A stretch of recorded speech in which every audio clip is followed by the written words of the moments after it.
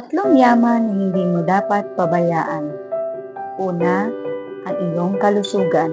Bigyan ang iyong sarili ng pagkakataon na magpahinga at mag-relax dahil ang trabaho ay hindi nauubos. Pero ang buhay natin ay nag-iisa lang, kaya pahalagahan natin ang ating kalusugan. Sabi nga nila, huwag puro trabaho, mag-relax ka din, maglaan ka rin ng oras para sa iyong sarili. Pangalawa, ang iyong oras.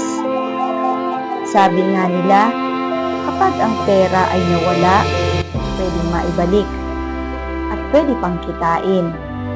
Pero ang oras na lumipas at ginamit sa wala o sa hindi makabuluhang bagay, ay hindi na natin maibabalik pa.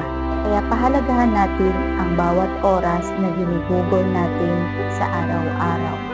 At pangatlo, pasasalamat. Pasalamatan natin ang pamilyang sumusuporta at nagmamahal sa atin unconditionally, mga kaibigan o mga katrabaho na nagbibigay lakas ng loob at saya sa gitna ng pressure at stress sa trabaho o sa negosyo man.